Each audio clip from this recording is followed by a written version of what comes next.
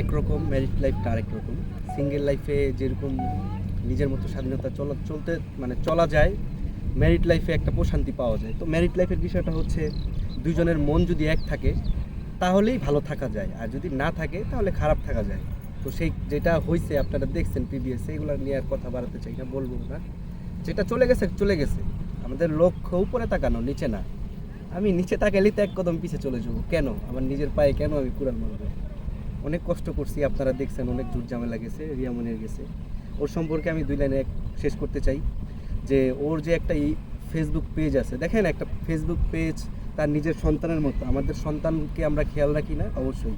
পেজে আমরা কন্টিনিউ ঢুকি, পোস্ট আপলোড করি, এখান থেকে একটা ইনকাম সোর্স আছে, এখানে আমার ফ্যামিলি চলে, নিজেরা চলি। তো 1 মিলিয়নের একটা আইডিতে প্রতি মান্থলি না হলেও 50 থেকে 60-70 হাজার টাকা নর্মালি আসে। আর যদি আপনি বেশি ধরতে যান 2-3 লাখ টাকা আসে। এভারেজে যদি 1 বছরে হিসাব করতে যান তাহলে 20-22 লাখ টাকা আসে। এবার এইটা যদি 5 বছর হিসাব করেন অনেক, তাহলে এই যে ক্ষতিটা হলো, এই ক্ষতি কে দিবে? 1 কোটি টাকার উপরে এভারেজে উনি ক্ষতি করছে। হ্যাঁ, এর আগেও আপনারা দেখছেন আমাকে উনি স্ট্রাইক দিছে, তারপর হচ্ছে আমার ফেসবুক পেজটা নষ্ট করে দিছে।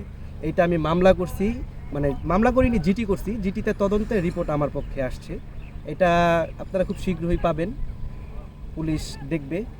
তো এই হচ্ছে বিষয়। আমাদের দেশে আইন আছে, আমি আইনের বাইরে কোনো কিছু করব না। আমার আইনকে আমি শ্রদ্ধা জানাই, ওনারা যেটা ভালো হয় সেটাই করবে, কারণ এটা বাংলাদেশ। আইন যেহেতু করছে আমাদের জন্য, তাহলে আমরা অবশ্যই সুবিচার পাবো। আজকে ওনারেরই নষ্ট হয়েছে, কালকে আরেকজনের হতে পারে। কেন এই সমস্ত কুখ্যাত লোকগুলো বাংলাদেশে কেন থাকবে?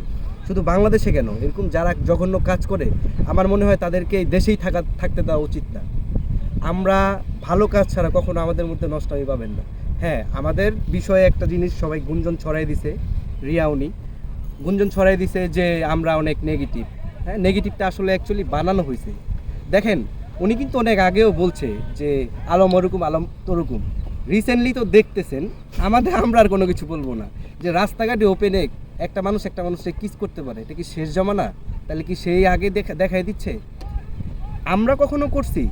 আমাদের সুন্দরভাবে আমরা আসি, অ্যারেঞ্জ করি, ভিডিও করি, শ্যুট করে বাসায় চলে যাই, আমরা আমাদের মতো থাকি। আমরা তো কারোর পিছে লেগে নেই।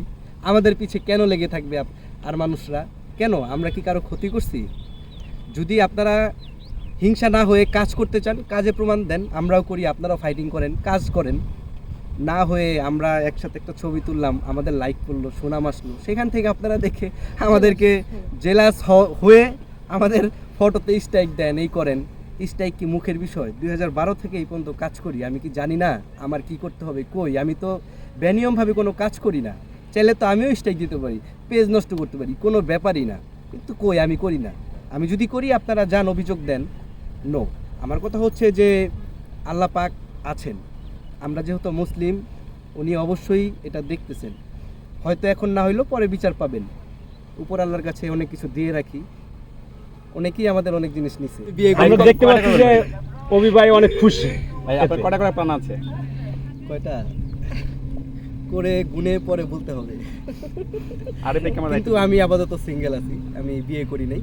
বিয়ে করার পরে বউকে বলবো, যদি সে রাগ না হয় তাহলে বিয়ে করব, সমস্যা কি?